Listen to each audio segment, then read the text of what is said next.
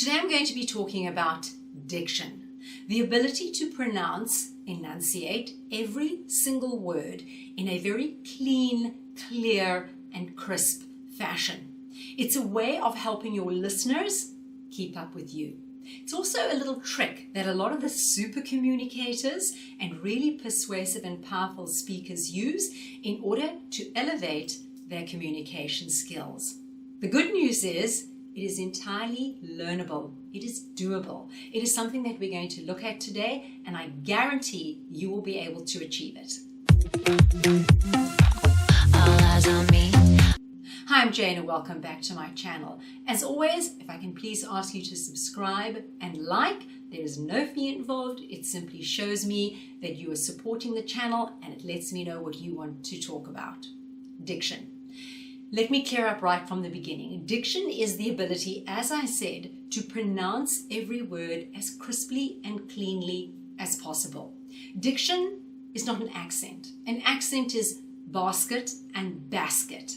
That has nothing to do with diction. Diction, as I said, is making sure each word stands alone and your listeners can almost hear every single consonant, syllable, and vowel. By speaking in that fashion, we are elevating our speaking skills and helping our listeners keep up with us because there's no confusion. If you've ever heard somebody say, oh, he mumbles or she mumbles, that is lacking good diction. It's when the words aren't separated and nice and clean and tight. They become a little blended together and then they don't sound as crisp. But this is something that we can address. Let me first of all give you an example of poor diction. So as I said, not an accent. Poor diction would be, instead of saying, I want to go to the shops, person would say, I wanna go to the shops. Or instead of saying, good day, someone would say, g'day, right? We're blending words together. We're losing some of the vowels and the consonants in between, and we end up saying, I'm going to get a cup of tea instead of I'm going to get a cup of tea. Now, why is this important? Of course, mainly because it helps people keep up with us. But second of all, it was regarded for many, many years that this very clear, precise way of speaking was only limited to certain groups of people. It denoted they were educated or cultured or whatever values people associated with it. But that's not the case.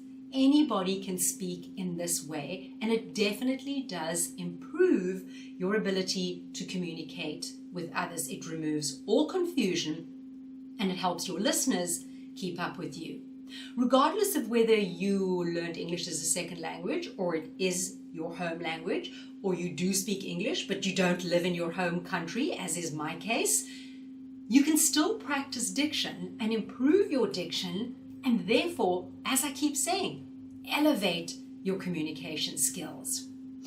Why does poor diction come around? Why do we blend letters together and smush words together? And instead of saying, I want to go to the shops, people might say, I wanna go to the shops. I'm not going to get a cup of tea, I'm gonna get a cup of tea, right?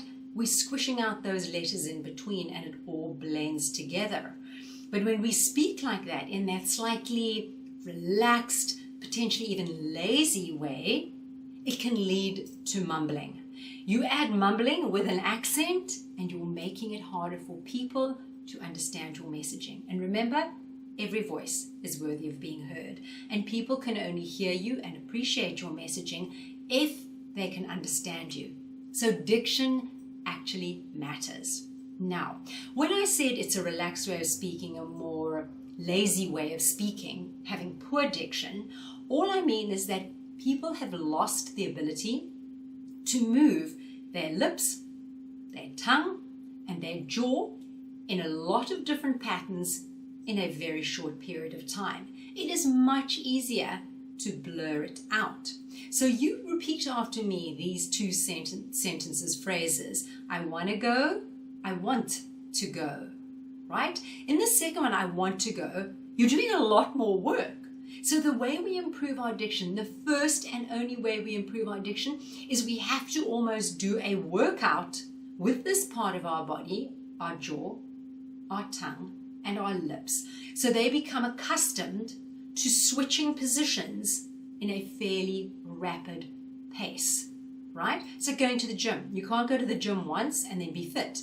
You can't want to enter a marathon and run 1K or 1 mile and then enter the marathon. You need to work on this so that they can get the ability, attain the ability to move in those quick patterns, which then elevates your diction. So the way we do this, and this is hilarious, this is going to look strange and it's going to look funny, but it works, is that we need to do literal exercises with this part of us, our mouths, in order for them to flex those muscles, to build up that strength that they can move quickly through those changes. And I'm going to give you 2 key things that you can do. They look funny, so brace yourself. The first one is you need to get a pencil or a chopstick, something like this. You put it in your mouth, don't jam it back, but it needs to touch the corner of your mouth, and then you're going to read a sentence, a passage in a book, whatever, or just speak while holding this in your mouth. By doing this, you're going to have to work so much harder to get your tongue into the correct position in order that if somebody was listening to you, they could understand you. So it would be like this: Peter Rabbit ran through the vegetable garden.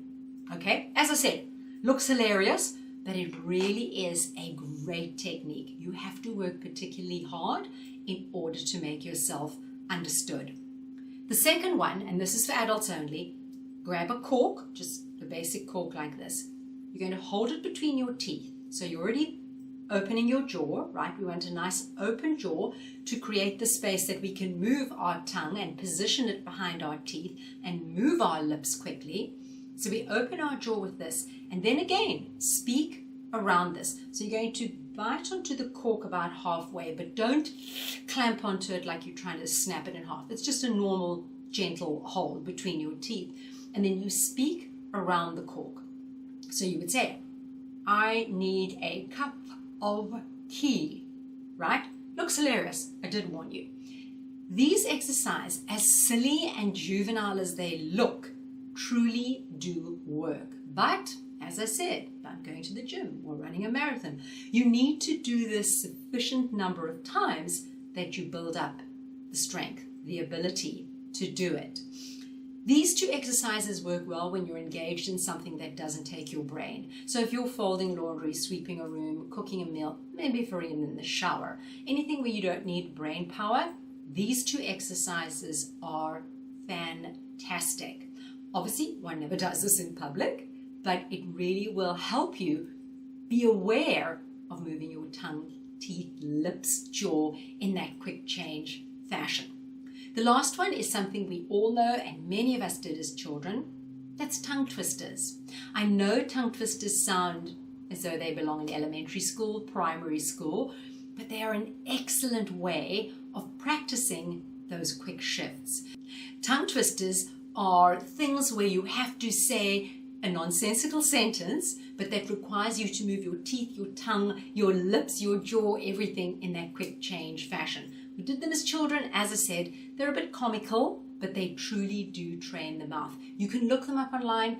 There are countless ones of them. So one I found that was new to me that I thought was very cute was this one. 10 tired turtles tucked tightly together, right? Plucky purple penguins play ping pong perfectly. Those are fun ones. You can find them online and practice saying them. In the beginning, you go very, very slowly so that you don't trip over your own tongue. But the goal is to get quicker and quicker until you're speaking at a normal conversational pace and still sounding out every single word. I guarantee you can do this. And it's such a feeling of achievement when you get better and better and better at them. Remember to record yourself on your phone, because then you can look back and see your progress. I know all these things sound slightly funny, slightly comical, but I guarantee if you want to truly improve your diction and have that lovely, tight, crisp, clean way of speaking, you have to put the work in. It truly is possible, and it will elevate your communication. I guarantee this works, and if you want another video that will work perfectly with this one, just hop up here and you'll be able to layer on those skills. As always, thank you for your time, and I guarantee I'll see you next week. All eyes on me. I shot with